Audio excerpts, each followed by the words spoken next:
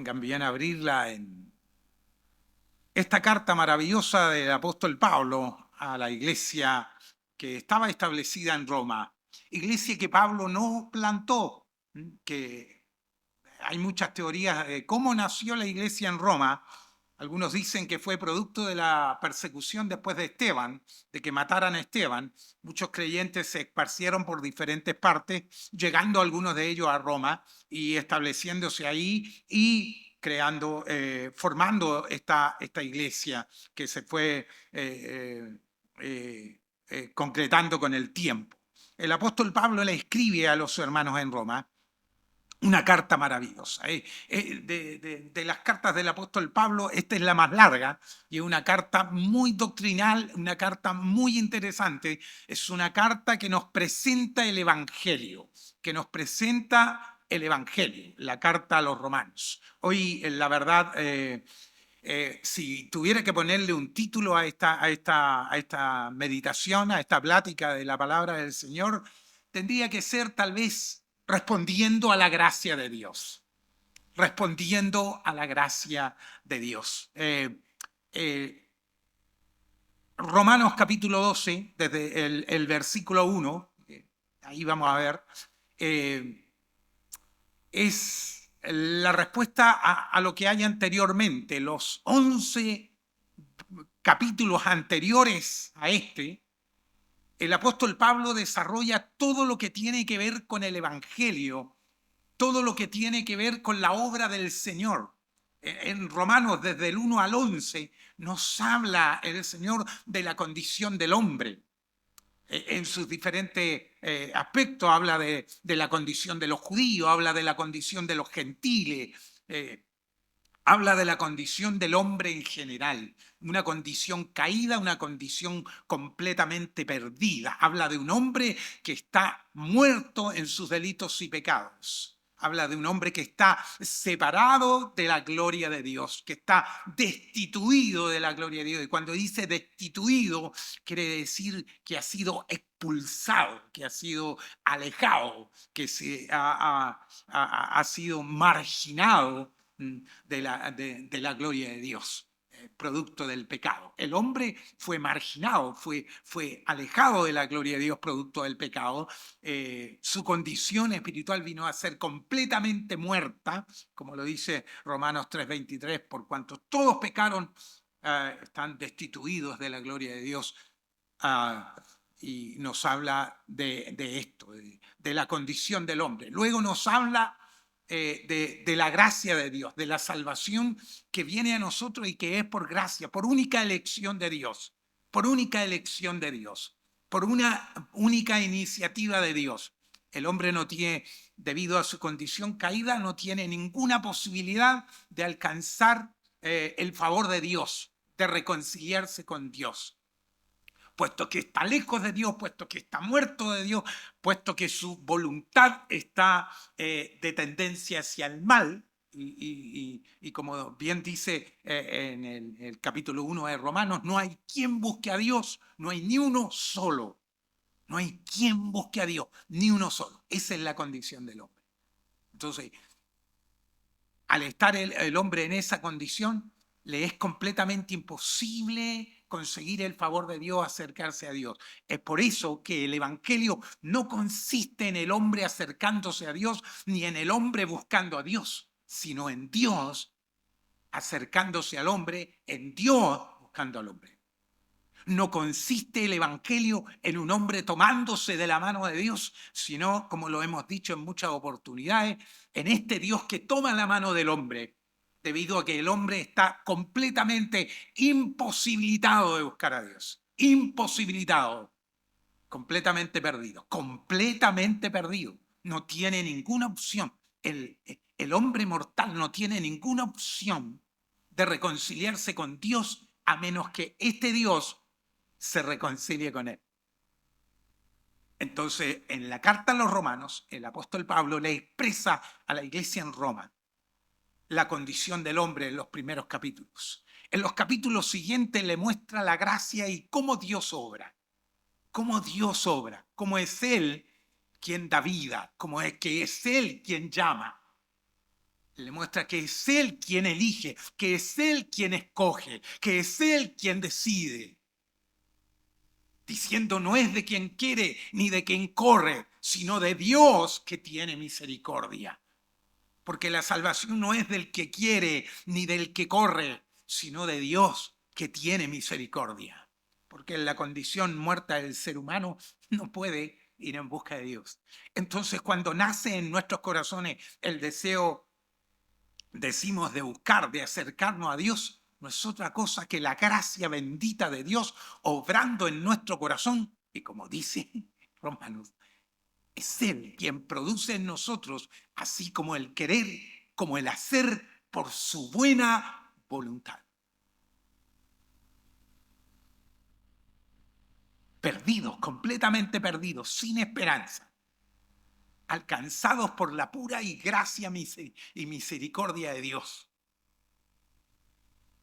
Él tomó la iniciativa, Él nos rescató, Él nos salvó, Él nos redimió. Toda la obra, todo lo ha hecho Él. Nosotros, como dijera alguien por ahí, lo único que nosotros hemos puesto ha sido nuestro pecado.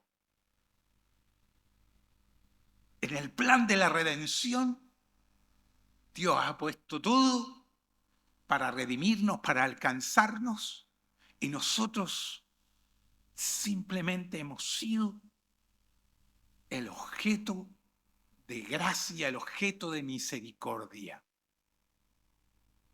Perdidos, completamente perdidos. No hay quien busque a Dios, dice. No hay quien busque a Dios, ni uno solo, porque todos se descarriaron, dice.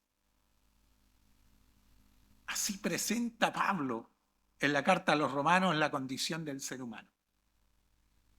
Y muestra a este Dios lleno de gracia, lleno de misericordia, que viene hacia este hombre para darle vida. Dice los evangelios y el Padre.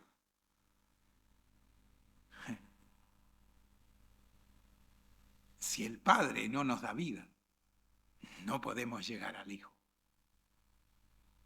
Esta gracia bendita que nosotros tenemos que comprender, que tenemos que entender. Esta misericordia grande del Señor para con nosotros, en que perdidos, completamente perdidos, somos alcanzados por Él. Somos recogidos por Él. Somos adoptados por Él. Somos redimidos por Él. Somos perdonados por Él. Por eso cantábamos esta alabanza, gracia sublime, gracia sublime. Es una gracia incomprensible, es una gracia que está por sobre todo. De hecho, en el mismo libro romano dice, donde abundó el pecado, sobreabundó la gracia. Como diciendo, no hay pecado tan grande en el hombre que la gracia de Dios no pueda cubrir. Que la gracia de Dios no pueda cubrir. Es Él quien nos salvó, es Él quien nos buscó. No es la oveja buscando al pastor. Por eso ese ejemplo tan interesante de la oveja perdida y el pastor ahí en Lucas capítulo 15, ¿no? No es la oveja buscando al pastor, el pastor buscando a la oveja. No es la moneda buscando a la mujer, es la mujer buscando la moneda.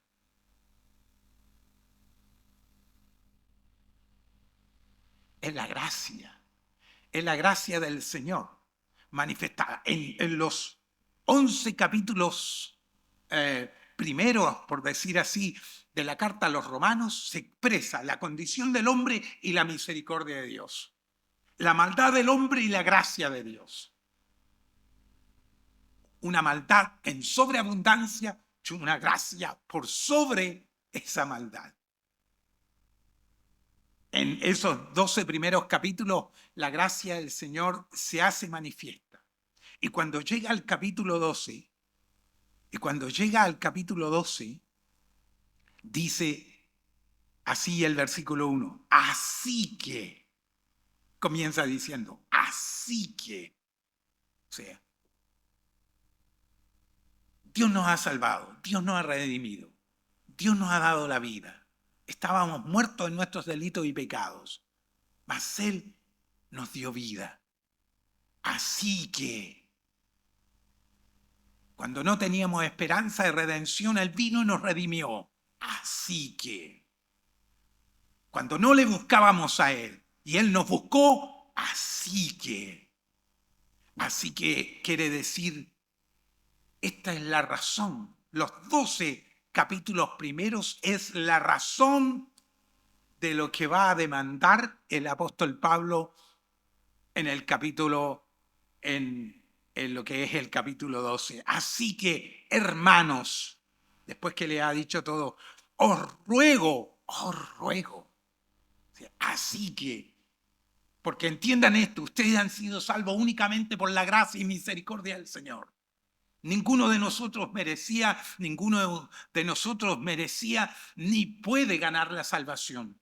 Ha sido únicamente un regalo de Dios. Así que por ello, hermanos, yo les ruego, dice. Yo les ruego, ¿cierto? Por las misericordias de Dios.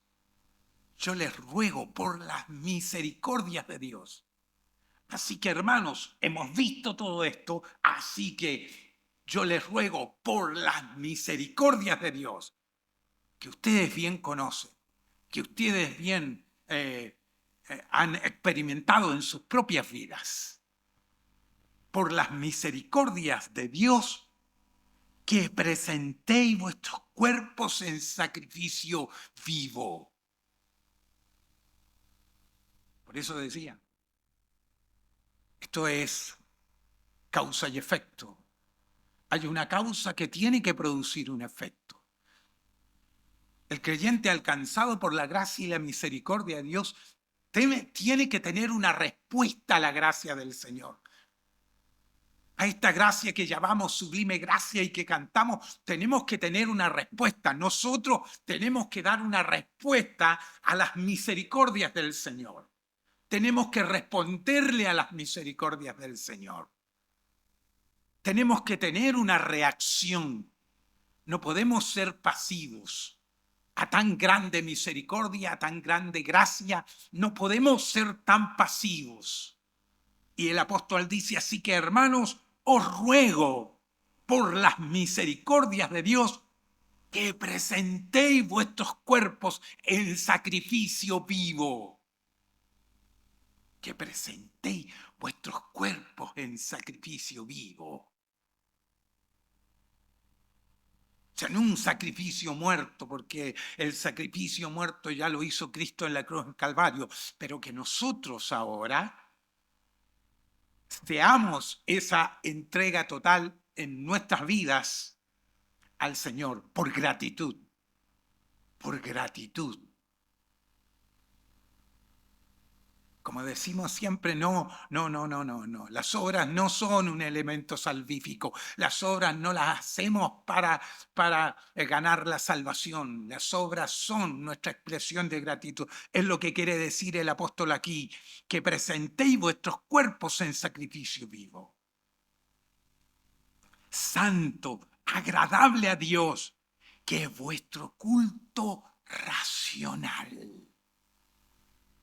Que presentéis vuestros cuerpos en sacrificio vivo, santo, agradable a Dios, que es vuestro culto racional. Y cuando habla de culto, no está hablando de la reunión, no está hablando de la reunión. El culto no es el momento en que nos juntamos acá, cantamos juntos, oramos, escuchamos la prédica. No. El culto es lo que nosotros somos delante de Dios, lo que nosotros hacemos delante de Dios, lo que es nuestra vida delante de Dios. Nuestra vida delante de Dios debe ser un culto. El culto no comienza a las 8. El culto no termina a las 9. El culto no comienza a las 11 de la mañana. El culto no termina a las 2:30 o a la 1 de la tarde. El culto Es nuestra vida consagrada al Señor que no tiene horario de comienzo ni horario de término. El culto no tiene horario de término. El culto es nuestra vida consagrada al Señor. Es nuestro quehacer diario, todo nuestro quehacer diario.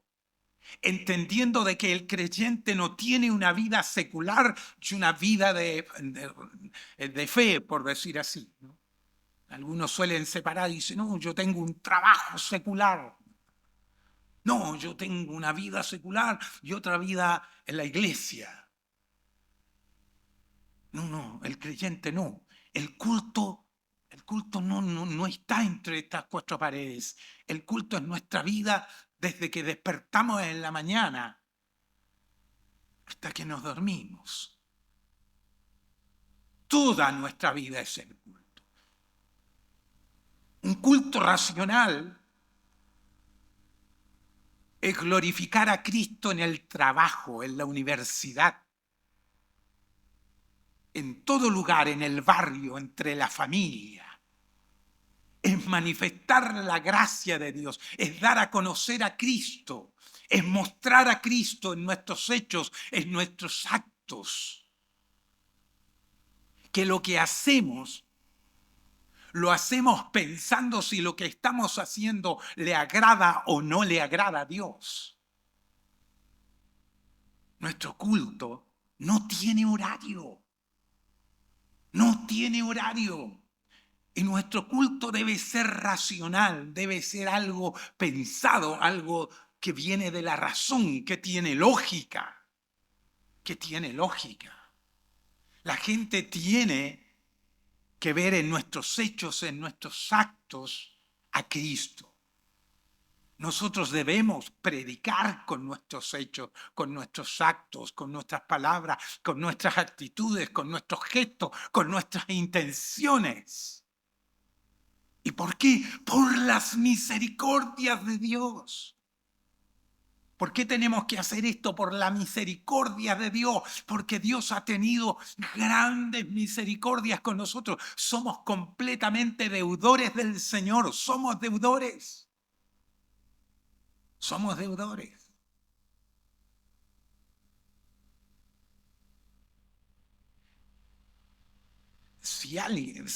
Si usted tuviera una deuda muy grande, una deuda financiera muy grande, y viniese alguien y le pagase esa deuda, completamente esa deuda,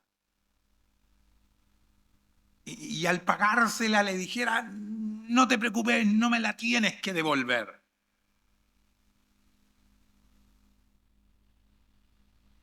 Todos soñamos con que algún día aparezca alguien así, ¿no? ¿Cómo nos gustaría que apareciera alguien que nos dijera, ¿qué deuda tienes? ¿Cuántas deudas tienes? Yo te las pago todas. Si alguien apareciera ese alguien y te pagara tus deudas financieras, todas tus deudas, y no te cobrara por ello, ¿cuál sería tu actitud hacia esa persona? ¿Cuál sería tu trato para con esa persona? ¿Cómo actuarías frente a esa persona? ¿Cómo tratarías tú a esa persona que te pagó toda tu deuda económica? Que suplió todo lo que tenías. ¿Qué harías con él? ¿Serías indiferente con él? ¿Lo insultarías? ¿Lo ofenderías? ¿Lo ignorarías? Sin duda que no lo haríamos.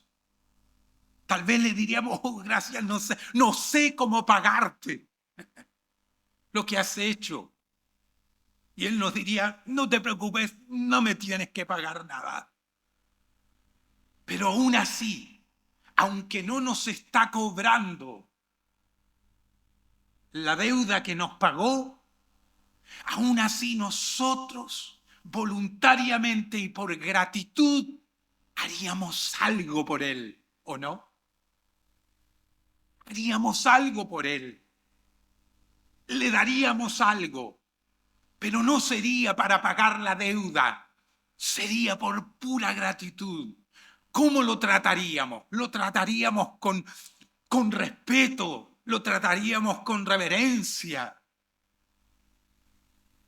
con gratitud. Seríamos sumamente considerados con Él. Nos ayudó, nos pagó la deuda y no nos cobró. ¿Cómo lo tratamos?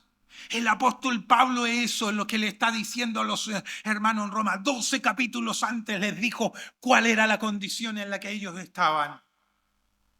En otros capítulos le mostró cuán grande había sido la gracia de Dios para con ellos al perdonarles a pesar de su condición, al salvarles y al redimirles.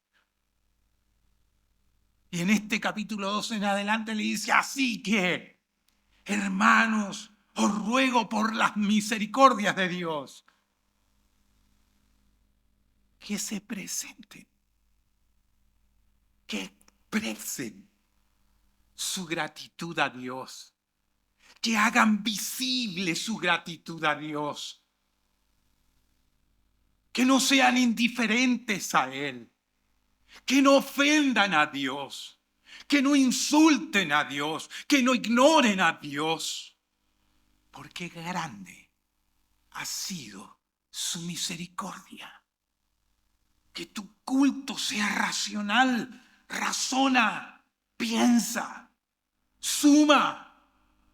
1 más 1, suma tu maldad y la gracia de Dios. Ve el resultado y responde en base a ello.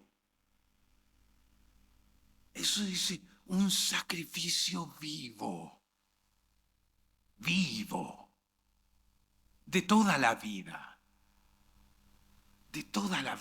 toda tu vida. Sea agradecido de Dios. Pero no simplemente cantándole una canción, no simplemente levantando las manos al cielo diciendo gracias, Señor, sino que tu vida sea una expresión de gratitud, tus hechos sean, que cada cosa que hagas sea como diciéndole a Dios gracias. Si ayudo a alguien, lo estoy haciendo porque le estoy dando gracias a Dios. Si soy honesto en mi trabajo, lo estoy haciendo como gratitud a Dios por la salvación que me ha dado. Que si soy honesto en mis estudios, lo estoy haciendo para decirle a Dios gracias. Que si estoy siendo bueno, justo y correcto con los demás, lo estoy haciendo para decirle a Dios gracias. Que si estoy respetando a mis padres, lo estoy haciendo para decirle a Dios gracias. Que si estoy cuidando y respetando a mis hijos, es para decirle a Dios gracias. Que si estoy respetando a mi esposa, a mi esposo, lo estoy haciendo para decirle a Dios gracias. Ese es mi sacrificio. Eso es lo que yo estoy entregando día a día a Dios para decirle gracias. Por tus misericordias, por tus misericordias. Ese es mi culto. Ese es el verdadero culto. Ese es el verdadero culto que el Señor nos pide que le rindamos a Él. Es fácil venir a un templo, sentarse, cantar, orar y volver a casa. Y decir, he ido al culto y le he dado un culto al Señor. Eso lo puede hacer y lo hace en cualquier religión. Y cualquier persona, he escuchado gente que le ha prometido al Señor que si el Señor lo sanaba o le sanaba el hijo o le ayudaba en cierta cosa, iría a la iglesia todos los días sin faltar, cada domingo. Y ha cumplido. Ha venido a todos los cultos sin faltar domingo porque le prometió al Señor que lo haría porque el Señor le sanó un hijo. Pero no es el culto que Dios nos está pidiendo. No es lo que el Señor nos está pidiendo. El Señor nos está pidiendo un culto racional. Nos está pidiendo que presentemos nuestros cuerpos en sacrificio vivo.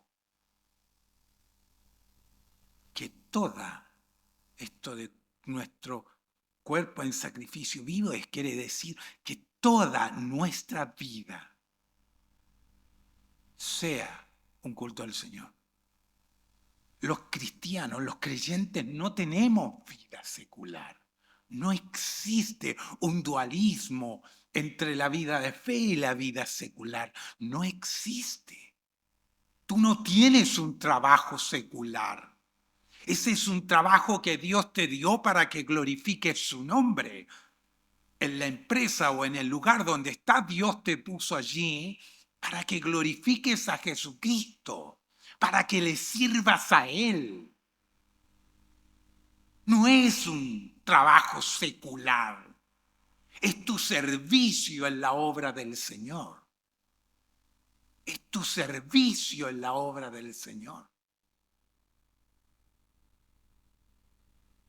Con conceptos religiosos como estos, que separamos nuestra vida de fe de nuestra vida cotidiana. Una cosa es lo que hacemos en la iglesia, otra cosa es lo que hacemos fuera. Eso es religión, eso es un concepto completamente equivocado de lo que Dios demanda de nosotros. Porque nosotros no tenemos un dualismo de vida. No hay una separación entre lo que hacemos acá y lo que hacemos afuera. Todo es el culto al Señor. Que cantemos, adoremos, estemos aquí, es un culto al Señor.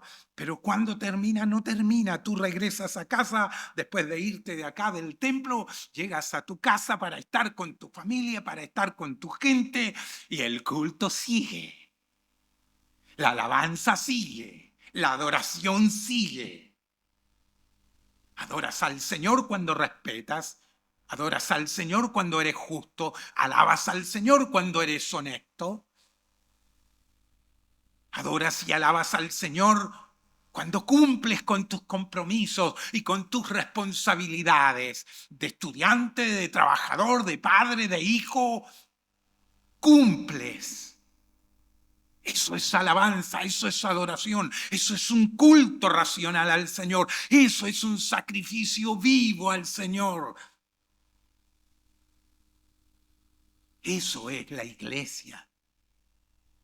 Por eso decimos que la iglesia no es el edificio, somos nosotros. La iglesia nunca deja de ser, la iglesia va contigo, tú eres la iglesia. Donde quiera que estás, tú eres la iglesia, tú estás representando a Cristo donde estás. Pablo ha ocupado 11 capítulos para mostrar la miseria del hombre y la gracia de Dios. Y después de mostrar la miseria del hombre y cuán grande ha sido la gracia de Dios sobre la miseria del hombre, Dios espera de nosotros una reacción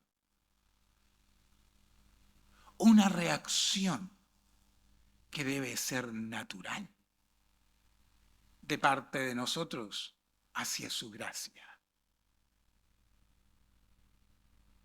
Por eso Santiago decía, no hay fe sin obras.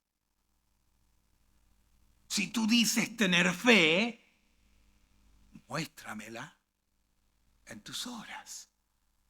Por eso decía eso Santiago, porque no es lógico, no es comprensible que alguien que ha sido alcanzado por la gracia de Dios y ha sido cubierto a pesar de su miseria por la misericordia de Dios, no tenga una reacción, no tenga una acción.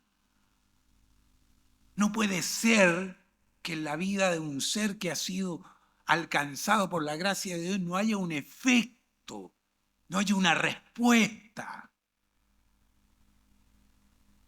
Causa-efecto, causa-efecto. Lo que Dios hizo en ti tiene que producir algo, tiene que producir una reacción en ti, una reacción de honestidad, de sinceridad, de respeto, de sostener valores y principios escriturales, de servir, de entregarse, de actitud de humildad, efectos propios de la gracia de Dios obrando en nosotros. Tiene que haber un efecto. No puede ser que no haya un efecto. Si usted golpea algo, ese algo va a responder, va a haber un efecto en ello. Usted ha tirado una piedra a una laguna, tira la piedra, hay una reacción del agua al golpe de la piedra, se hacen ondas, hay un efecto, se ven. Tire una piedra a un lago y verá que hay un efecto, que hay una reacción.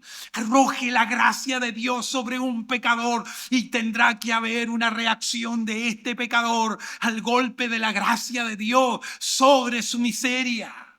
Tiene que haberlo. Que no tiene un efecto es que no ha sido golpeado por la gracia de Dios. Que no tiene los frutos del Espíritu, que son justamente la reacción al golpe de la gracia de Dios, no ha nacido de nuevo, que no tiene una reacción a la gracia de Dios. Y no digo que empiece a temblar, a tiritar, no digo que se vaya de espalda, no estoy hablando de ese tipo de reacciones. Estoy hablando de una vida consagrada al Señor, de un efecto en nuestros valores, en nuestros principios, en nuestras actitudes, en nuestras reacciones hacia los demás. Tiene que haber un efecto. Si te golpeó la gracia, si te alcanzó la gracia, tienen que haber ondas, tiene que haber algo, tiene que haber una reacción. No puede alguien que ha sido alcanzado por la gracia de Dios ser pasivo, completamente pasivo. Hay una reacción. Hay una reacción hacia sí mismo, hacia un entenderse y valorizarse en lo que es la gracia y la misericordia de Dios. El perdonarse a sí mismo, alguien decía, pedir perdón es difícil, pero con esfuerzo se logra. Perdonar es difícil, pero con un esfuerzo se logra. Pero si hay algo que le cuesta al ser humano es perdonarse a sí mismo. ¿Y saben qué? Una reacción al golpe de la gracia y la misericordia de Dios es perdonarse a sí mismo. Es perdonarse a sí mismo. Cuando llegamos al Señor con tantas heridas, con tantos resentimientos, con tantos rencores, con tantas heridas en el corazón, cuando la gracia de Dios nos golpea, tiene que haber ese efecto de entender de que hemos sido perdonados por el Señor. Y si el Señor nos perdonó, ¿quiénes somos nosotros para condenarnos? Para juzgarnos a nosotros mismos, para limitarnos a nosotros mismos, si la gracia de Dios nos alcanzó.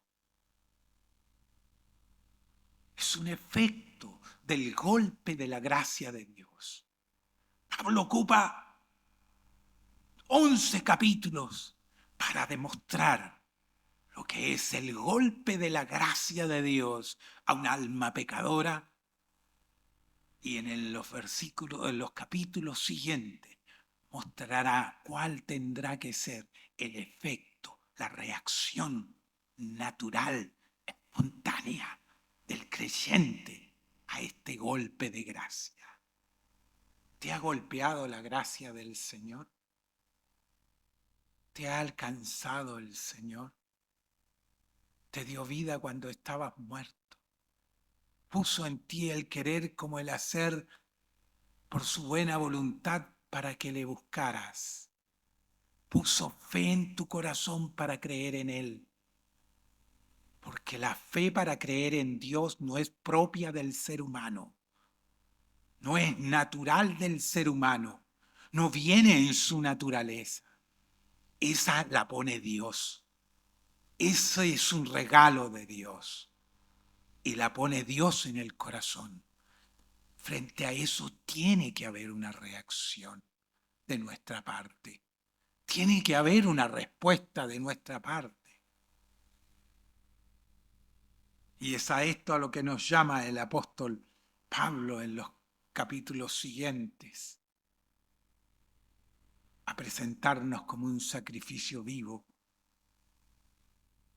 y santo, agradable a Dios, ofreciéndole al Señor un culto racional, una vida consagrada, entregada completamente a Él, una vida que se quema en el altar del Señor, que se quema en el altar del Señor. Eso es lo que el Señor nos pide. Tenemos que reaccionar. Tiene que ser natural la reacción en nosotros. Como decía del ejemplo del individuo que te paga tu deuda, no podrías quedar indiferente frente a él. A todos en algún momento alguien nos ha hecho un gran favor. Nos ayudó en algún momento. Pues estamos seguros que con esa persona no somos indiferentes, ni somos ofensivos. Nos debemos a ello. Y cuando le vemos o cuando podemos hacer algo, lo hacemos por gratitud para esa persona. Pues cuánto más para Dios, pues cuánto más para el Señor, cuánto más tenemos que consagrarnos, entregarnos, dedicarnos al Señor. Somos deudores de Él, pero no nos cobra. No nos dijo que teníamos que devolverle en cuotas la obra que Él hizo en la cruz del Calvario por nosotros. No nos dijo, ni nos puso reglas, ni nos puso condiciones para recibirnos como sus hijos. Simplemente nos recibió tal cual somos y nos tolera tal cual somos aún. Y aún a pesar de nuestros errores y errores, nuestras faltas, aún así seguimos siendo hijos de Dios y nos ha garantizado la salvación. No nos la dio y nunca jamás nos la quitará. Jamás nos quitará la salvación. Nos la dio para siempre. Nos dio la vida eterna. Eterno quiere decir para siempre. Nunca te la quitará. Jamás. A pesar de nuestros errores, de nuestras caídas, de nuestros pecados, de nuestros hierros, no nos quitará la salvación. Entonces, tenemos que reaccionar. Tiene que haber un efecto. Tienen que haber frutos en nosotros que demuestren que nos golpeó la gracia. Que nos golpeó la gracia. La gracia nos golpea, ¡fum! Y por un efecto natural fluye y deben fluir en el creyente los frutos del Espíritu. Natural, natural, natural. Nos golpeó la gracia. Tenemos que reaccionar. Tenemos que tener alguna respuesta a la gracia y a la misericordia del Señor. Y es eso lo que Pablo nos dice en este primer versículo. Así que, hermanos, os ruego por las misericordias de Dios que presentéis vuestros cuerpos en sacrificio vivo, santo, agradable a Dios, que es vuestro culto racional. Genial. Nos golpeó la gracia. Que el efecto pueda verse en nosotros. Amén. Nos ponemos de pie